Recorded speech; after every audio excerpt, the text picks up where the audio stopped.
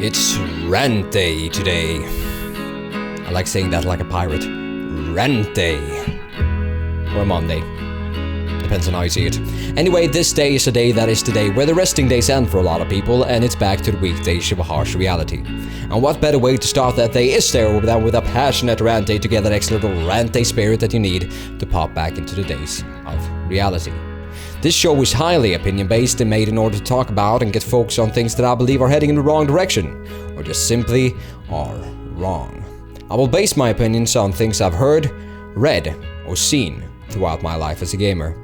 If a fact is wrong, I apologize in advance.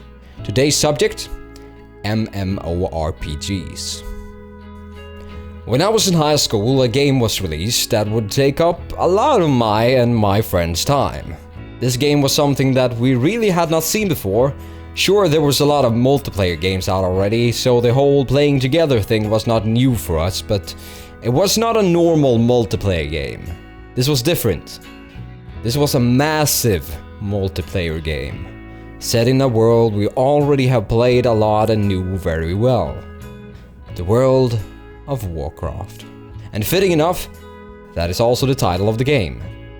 My mind was blown. This game had huge, persistent landscapes where people could quest together, fight together, make friendships, level up and get new cool skills together, fight huge bosses together, find awesome gear together, and so much more. You did not have to make lobbies or search for a match to try to get into the same little unstable server. You all played on the same server with what felt like back then a ridiculous amount of people. It really felt like you stepped into another world that was alive. It may not have been the first in its genre, but oh my god, was it the best to date.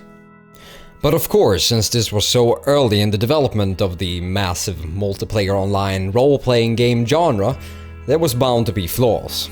I don't think anyone really enjoys the endless grinding process that World of Warcraft offered. Sure, some quests we will always remember because they actually were fun and a challenge, but 80 to 90% of the content just feels like an endless loop of doing the same things in different environments.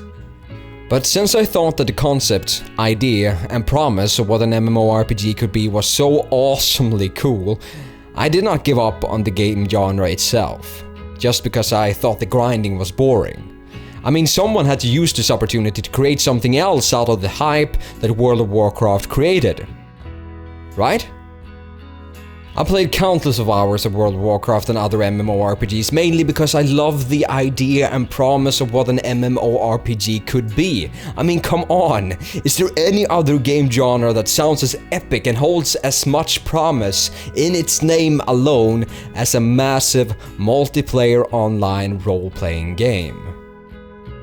The sad thing though is that every time when I finally thought that I found that special one, when I finally thought that I found that MMORPG that promised to be something else, I'm always disappointed. It's like getting into a relationship with that really beautiful person you've checked out for a while, only to find out that they were really not that special at all, just as bland and boring as everything else on the market. Still to this day, I think the concept of an MMORPG is an awesome idea, but every MMORPG that's ever been released in any form is trying to copy the success that was and is World of Warcraft. Whether they realize it or not, World of Warcraft set the standard and the competition are trying to beat it. But no one that makes a game with the same basic foundations as World of Warcraft would succeed with that. Because World of Warcraft already has such a strong player base, lore, income, history, and years of development that the game itself will never be outperformed by any other MMORPG, and Blizzard will never be topped by any other company that tries or have tried to do the MMORPG in the same standard or out of the same box as World of Warcraft. What we need here is something new, something out of the box. But Saj, don't all the other MMORPGs, excluding World of Warcraft, bring something new to the table? Yeah, sure, they all kinda do, except that all of them have the same basic problems that World of Warcraft has. The questing and open areas of the world are so boring and repetitive that this grind becomes a mindless bot run from point A to point B. We of course have some exceptions that have tried to do something else entirely, but not by a big company like Blizzard that actually have the team and cash to do something as big and epic as when World of Warcraft first launched. And those games that tried to dig a different path than what World of Warcraft has digged for them fall flat by the same issues. 80 to 90% of the questing in MMORPGs are so boring that it makes your eyes bleed. I believe the first thing you need to do is to make the leveling up process more enjoyable, or maybe even as enjoyable as the endgame content. I mean, I don't know how much time I've spent just crying out of boredom to get my character to a certain level so I can enjoy the things that are fun with the game, like raids and actually getting that epic cool endgame gear that everybody's talking about. But this issue is a really hard nut to crack. I mean, otherwise we would not have seen hundreds of MMORPGs that just have to go free to play because they are not interesting enough to use the same pay-to-play model and even play in the same league as World of Warcraft. And I can only talk for myself, but I believe that because almost every player has to do the same thing in the same world and go through the same process as everyone else to reach that fun and epic endgame content in an MMORPG, to feel even slightly special, the aspect that makes you love a single-player RPG, that makes you feel like you're someone that actually matters and makes a difference, does not exist. At least not until you get to the endgame content. And this is where someone needs to take a step back and say, hey, how do we solve this? How do we make an MMORPG that makes the player feel special and just not like some errand boy that does the same thing as everyone else has done before him? Well, different minds would come up with different solutions, and I would really be interested to know how you would solve this problem, so please let me know in the comments below. Now, my solution to this problem is a world that is ever-changing. Guild Wars 2 promised a lot before its release about a new world that was changing if the players did not come together and try to solve all the problems of that virtual world. And boy, did that make me excited about Guild Wars 2, since that was what I thought was the solution to why I always think the MMORPGs are so boring and repetitive that my arms could fall off.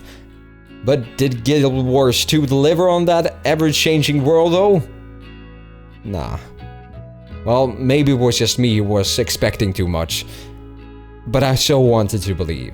I so wanted it to be there. I so wanted an MMORPG that creates an actual living world with events that impacts this world and where decisions matter, where players create the basics of the world in a very simplistic and realistic manner. With all this in thought, my reasoning ended up creating a whole new game genre though. A genre I call massive multiplayer online sandbox role-playing game. Just think about that for a second. A massive multiplayer online sandbox role-playing game. What if you combine the best elements of an MMORPG and the best elements of a sandbox game with a crafting and building system, destructive and rebuildable landscapes with major events such as open world bosses and armies raiding towns, player factions battling it out in all-out war or political disputes over lands and powerful players, and the option to run towns and tax and stores, and the option to build a house in the mountains, to live off the land, to be a gold miner or an epic dungeon adventurer, and so much more. A world with ever-changing disasters and events that have actual impacts, just like in the real world. Just a little bit different and maybe a little bit more interesting than the real world, but just like the real world, with different servers looking and acting entirely different from each other because of it. A world with laws and governments and armies and common folk that are not only played by in-game NPCs, but by actual people.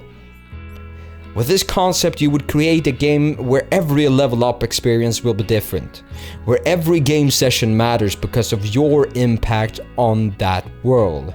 A world that is not limited by what the creators have set out for you.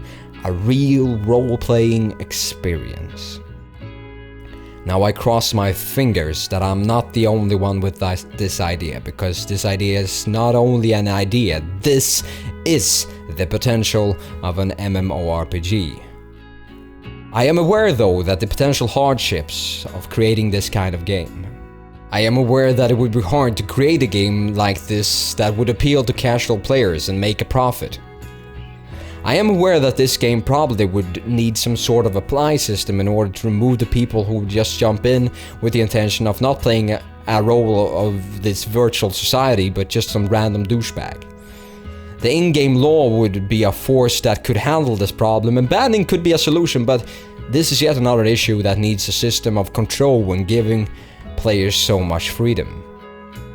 I am aware that the ever-changing worlds would create a huge toll on the game servers. I am aware that a complex game like this, where players create the rules, is just that. Very complex.